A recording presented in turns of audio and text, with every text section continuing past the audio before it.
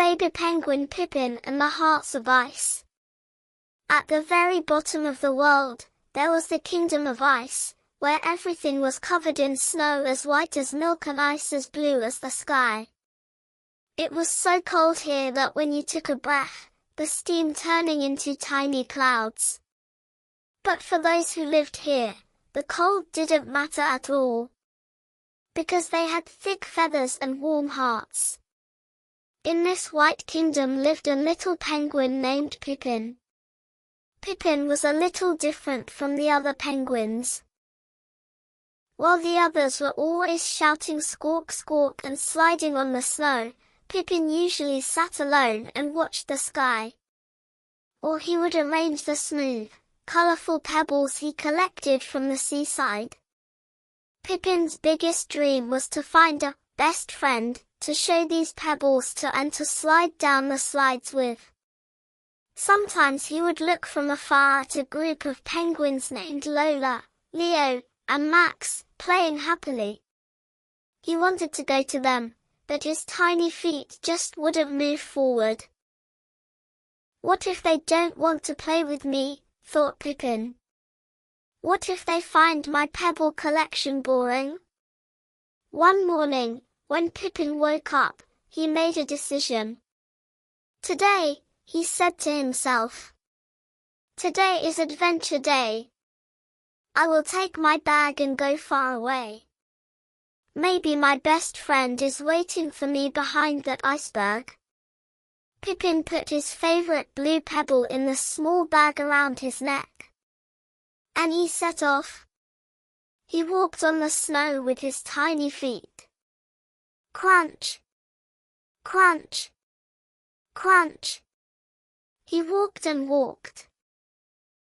Finally, he came to the edge of the endless, deep blue ocean. The sea was as flat as a sheet that day. As Pippin looked at the sea, suddenly a giant spray of water shot up from the water. Whoosh! Pippin jumped back in fear. Hop! A huge, grey head popped out of the water. It was Barnaby the humpback whale. Barnaby's voice was like a song coming from the depths of the ocean. Hello, little penguin, said Barnaby. Why are you waiting here all alone? Pippin answered with a trembling voice. Hello, Mr. Barnaby. I am looking for a friend. Have you seen anyone around here who would play with me? Barnaby smiled. I can be your friend, Pippin, he said. Pippin was very happy. Really? Then let's play hide and seek. You hide behind that ice. Barnaby shook his head sadly. Oh, Pippin, I would love to. But I cannot walk on land. I can only swim in the sea. We can't dive deep together, and you can't run on land with me. Pippin's shoulders dropped. You are right, he said. We are too different. Barnaby waved at Pippin with his fin. But don't be sad.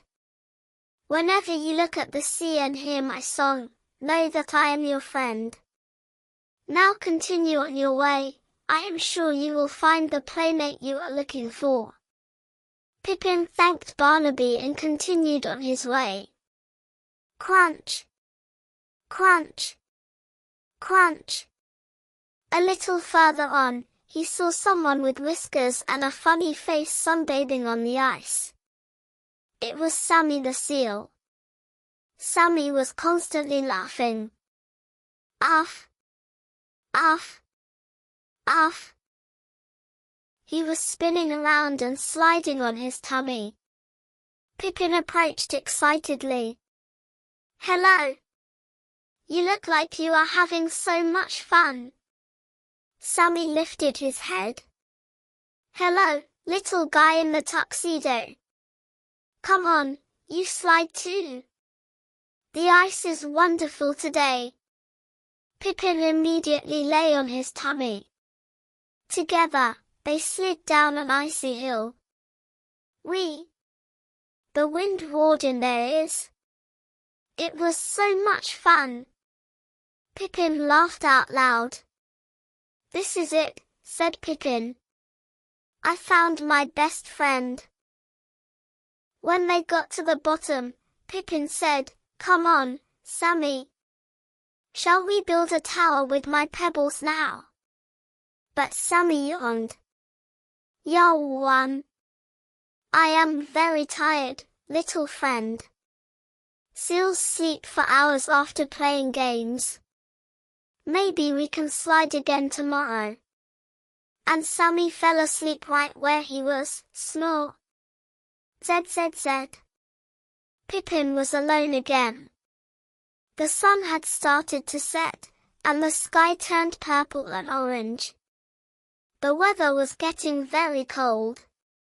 Pippin was sad. "The whale lives in the sea, the seal sleeps all the time," he said. "I guess I will never find a playmate." He decided to go home. He walked with tired steps towards where the penguin colony lived. From afar, he could hear the voices of the other penguins. Squawk! Squawk! They had all gathered together, huddling close to each other to protect themselves from the cold. Pippin glided towards the very edge of the crowd. Just then, tired as he was, his foot tripped over a piece of ice. Thud! Pippin fell to the ground. His bag around his neck opened, and the colorful pebbles he loved so much and had collected with care scattered all over the snow. Clatter! Clatter! Blue stones, red stones, smooth white stones. They all scattered around. Pippin was so embarrassed that he covered his face with his wings. "Oh no," he said. "Now everyone is going to laugh at me." But nobody laughed. Instead, he heard a soft voice. "Wow! These are so beautiful." Pippin opened his wings. Standing over him were Lola, Leo, and Maximum. Lola bent down and picked up a shiny blue stone. "Where did you find this?" asked Lola. "It shines like the color of the sea." Leo picked up a red stone. "And this one is just like the setting sun," he said.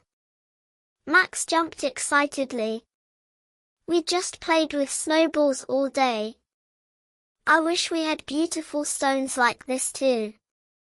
Pippin was surprised. Nobody laughed at his clumsiness. On the contrary, they were interested in his favorite thing. Pippin slowly stood up. He gathered his courage. "If you want," said Pippin in a quiet voice. "If you want, I can give you my stones too. I have lots. I can even show you where I found them tomorrow." Lola's eyes sparkled. "Really? Would you share with us?" "Yes," said Pippin. "Then we can build towers with the stones. Or we can slide on the ice." Lola, Leo, and Max welcomed Pippin into their circle. Lola said, "You are a very interesting penguin, Pippin.